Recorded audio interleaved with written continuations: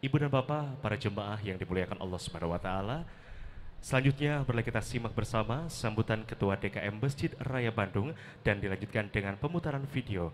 Kepada yang kami hormati, Bapak Haji Hashim As'ari MAG, kami silakan.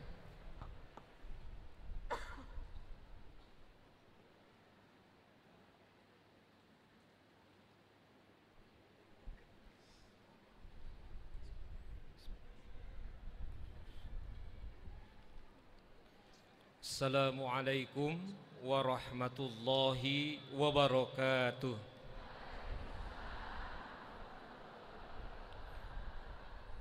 Bismillah, alhamdulillah, wassalatu wassalamu ala rasulillah Sayyidina wa maulana Muhammad ibn Abdullah wa ala alihi wa sahbihi wa ala man tabi'ahudah, amma ba'du.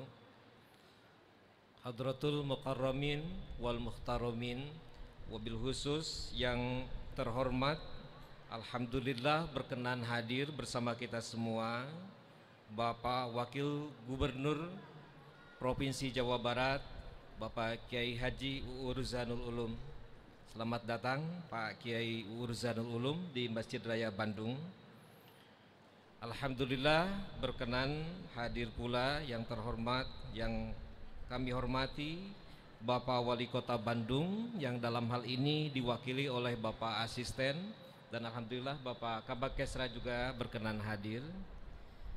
Yang kami hormati Bapak Kanwil Kemenag Provinsi Jawa Barat yang diwakili oleh Bapak Kasih MTQ, dan yang kami hormati Bapak para Bupati dan Wali Kota se-Bandung Raya, Kabupaten Sumedang, Kabupaten Bandung, Kabupaten Bandung Barat, Kota Cimahi, dan tentu saja Kota Bandung.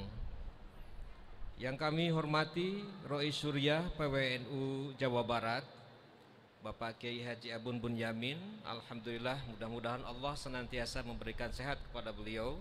Beliau sekaligus juga adalah imam besar di Masjid Raya ini. Dan juga terhormat Ketua Tanfidiyah PWNU Jawa Barat, Bapak Kiai Haji Juhadi Muhammad. Yang kami hormati Bapak Ketua MUI Provinsi Jawa Barat, Bapak Profesor Dr. Kiai Haji Rahmat Syafi'i LC. Yang kami hormati Bapak Ketua BPIC yang juga merupakan Bapak Kepala Biro Kesra Provinsi Jawa Barat, Bapak Dr. Haji Barnas Azidin. Yang kami hormati Bapak Ketua Basnas Provinsi Jawa Barat, Bapak Kiai Haji Anang Jauharudin. Dan juga alhamdulillah sesuatu yang sangat membanggakan, pada hari ini berkenan hadir pula keluarga dari Bupati Bandung yang pertama sampai yang terakhir. Alhamdulillah beliau bersama-sama kita di masjid ini. Dan salah satunya adalah keluarga dari putra putri Bapak Haji almarhum Haji Ateng Wahyudi. Berkenan hadir Bapak Ernawan. Terima kasih Bapak. Ini mewakili keluarga Pak Haji Ateng Wahyudi, dan juga dari keluarga dalam kaum Bandung, Bapak Bupati Wiranata Kusuma almarhum Wiranata Kusuma kedua juga berkenan hadir. Ada Pak Robi dan juga yang lainnya. Alhamdulillah berkenan hadir Pak Kiai Hozin Humaidi. Beliau merupakan sesepuh tokoh agama di Provinsi Jawa Barat ini, dan beliau telah selesai melaksanakan tugasnya sebagai duta besar di negara Libanon. Para kiai dan para pimpinan pondok pesantren, dan juga alhamdulillah berkenan hadir pula bersama kita Ibu Hajah Uga Wiranto. Jadi beliau sedang berada di Gorontalo, tapi ketika mendengar ada acara di Masjid Raya ini, jadi beliau langsung pesan tiket ke Bandung karena beliau ingin sekali bersilaturahmi dengan kita semua di Masjid Raya ini. Puji serta syukur kita panjatkan kehadirat Allah Subhanahu wa taala. Salawat dan salam semoga senantiasa tercurah kepada junjungan kita baginda Nabi besar Muhammad sallallahu alaihi wasallam beserta keluarga, sahabat dan umatnya ila yaumil akhir. Dan juga saya tidak lupa menyapa ibu-ibu jamaah majelis taklim. Sepertinya ini bukan dari hanya Bandung saja, karena ada terkonfirmasi hadir dari Purwakarta, Karawang, Bogor dan lain sebagainya. Alhamdulillah sangat luar biasa. Terima kasih ibu-ibu ya sudah berkenan hadir di sini, dan mohon maaf apabila penerimaan dari kami, penghormatan dari kami tidak memuaskan Bapak Ibu semuanya. Hadirin yang berbahagia, acara ini bertajuk Haul Pupuh Bandung. Haul adalah sebuah kegiatan tahunan, sebuah tradisi Muslim di Indonesia untuk mendoakan para sesepuh kita yang sudah tiada. Jadi Haul Pupuh Bandung adalah dasarnya ketika kita ingat bahwasanya kita hadir di masjid ini. Masjid ini tidak tiba-tiba saja seperti ini, ujuk-ujuk siga kieu, tetapi ini merupakan mengalami berbagai proses. Dan diawali proses ini adalah ketika berpindahnya Kabupaten Bandung dari Krapiak Dayakolot pindah ke tempat yang kita tempati saat ini, yaitu di alun-alun Bandung seperti ini. Dan di situ adalah seorang tokoh yang tentu saja penuh dengan perjuangan. Ia mendirikan Bandung, sekaligus juga yang didirikan pertama adalah Masjid Agung Bandung, anu kapungkur disebut Balai apa Bu ya? Balai Nyungcung. Inilah tempat yang kita duduk saat ini. Ini sebuah tempat yang sangat bersejarah, tempat yang penuh dengan perjuangan, tempat yang patut kita hormati. Nah, untuk itu kita bayangkan bahwa perjuangan mereka itu adalah perjuangan yang sangat berat. Waktu itu melawan Belanda, kemudian berganti-berganti dan sebagainya.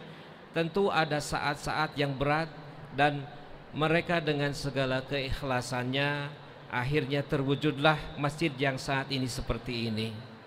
Untuk itu kita wajib berterima kasih. Kita wajib mengapresiasi perjuangan-perjuangan mereka.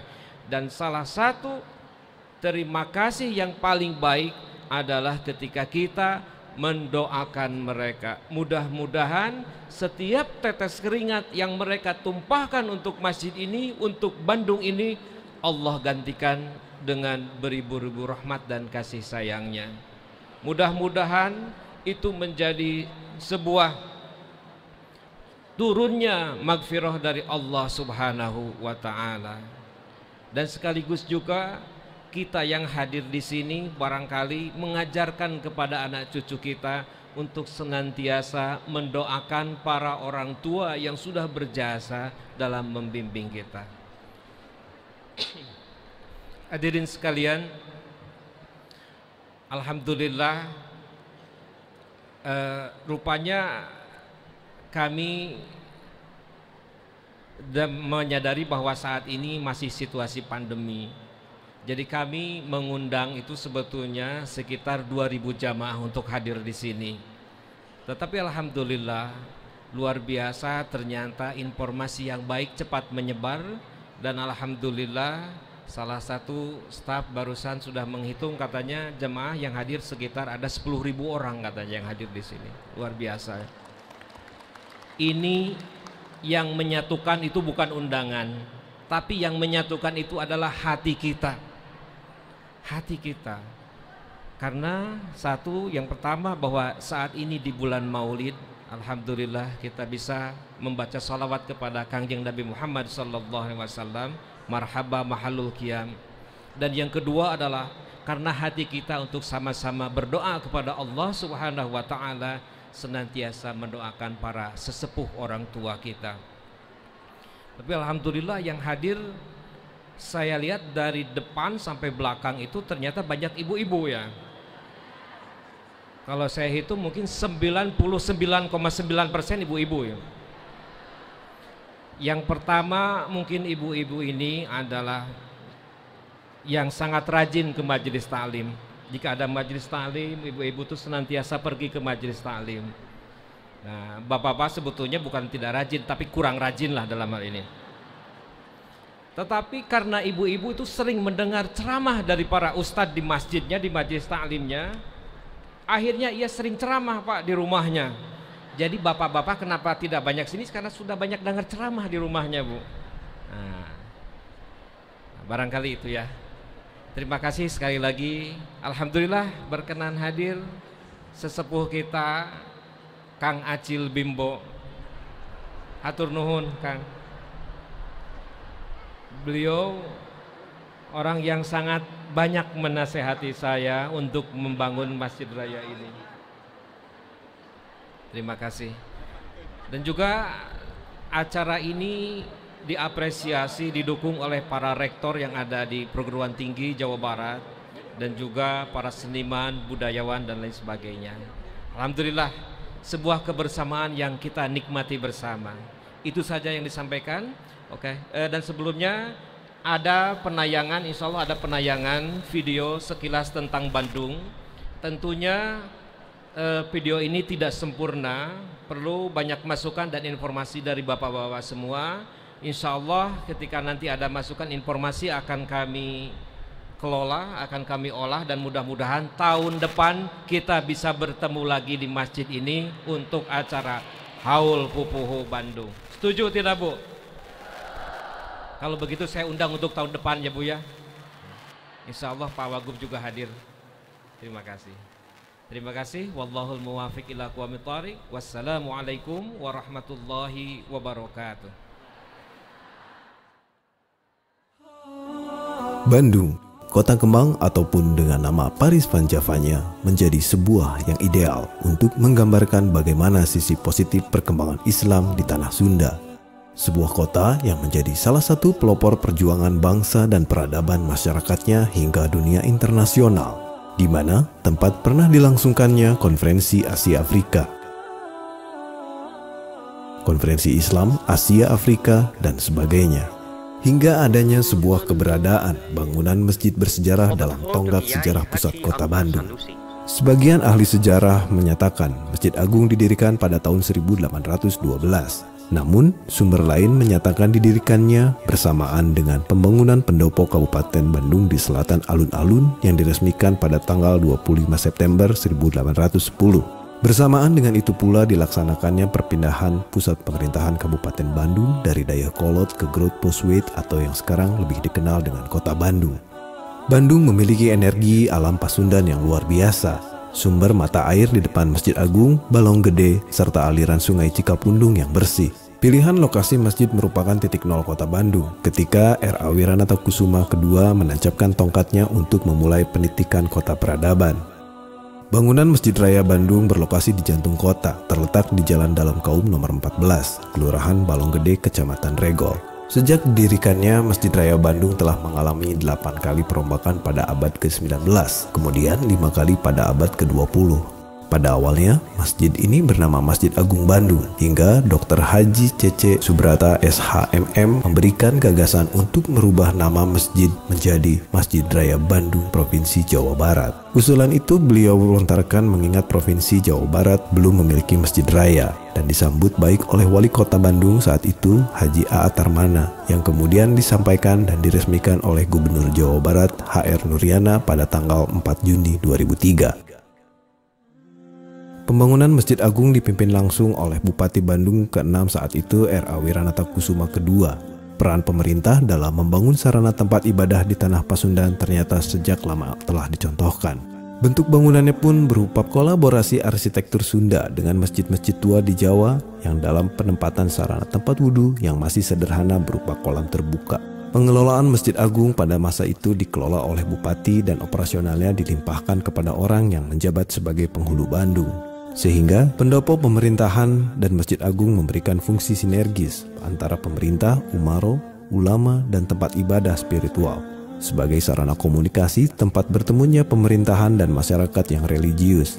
Tahun 1826, bangunan Masjid Agung secara berangsur-angsur diganti menjadi bangunan berkonstruksi kayu, beratap tumpang susun 3 seperti Balai Nyungcung, karena bentuk atapnya yang lancip seperti gunungan. Menurut catatan Dr. Andreas de Wild, sang tuan tanah Kota Bandung Raya, Masjid Agung berhadap-hadapan dengan Balai Bandung di sebelah timur. Balai Bandung berfungsi sebagai tempat pertemuan dan menerima tamu terhormat. Tahun 1850, atas prakarsa Bupati R.A. Wiranata Kusuma keempat atau dalam bintang, tembok bangunan masjid diganti dengan batu bata bermotif sisik ikan yang merupakan gaya ornamen khas Priangan dan atap genting, serta pembangunan jalan raya pos atau Groot Postweg oleh Gubernur Jenderal Daendels. Kemegahan Masjid Agung Bandung waktu itu sampai-sampai diabadikan dalam lukisan pelukis Inggris bernama W. Spread pada tahun 1852. Pada masa Hindia Belanda, Masjid Agung sangat memiliki peran penting dalam tatanan beragama Islam masyarakat Priangan Jawa Barat sebagai tempat sholat berjamaah, belajar mengaji, dan berinteraksi sosial masyarakat seperti ceramah dan diskusi agama. Memperingati hari keagamaan seperti peringatan Maulid Nabi Muhammad SAW, Isra Mi'raj, sholat Id, dan tempat melangsungkan akad nikah atau KUA. Bahkan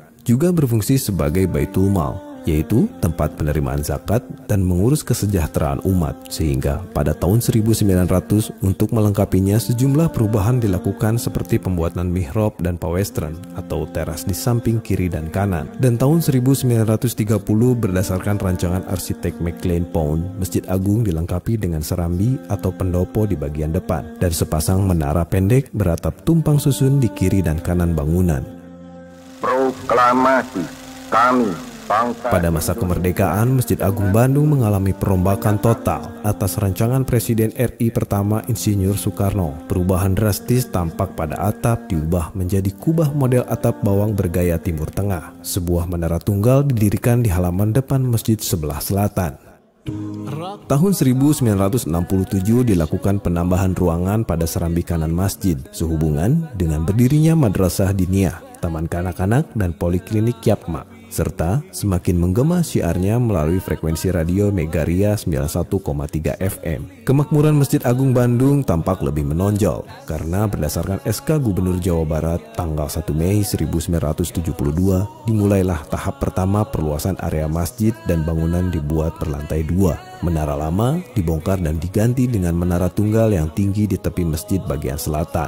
Menara diberi ornamen selubung dari bahan logam. Atap kubah model bawang diganti dengan model atap joglo. Namun, hingga tahun 1980-an, dinding depan masjid dibangun tembok tinggi yang diberi ornamen dari batu granit dan pintu gerbang besi. Dinding ini nyaris menutupi sepenuhnya tampilan masjid dan memberikan kesan mengisolasi masjid sebagai tempat tertutup.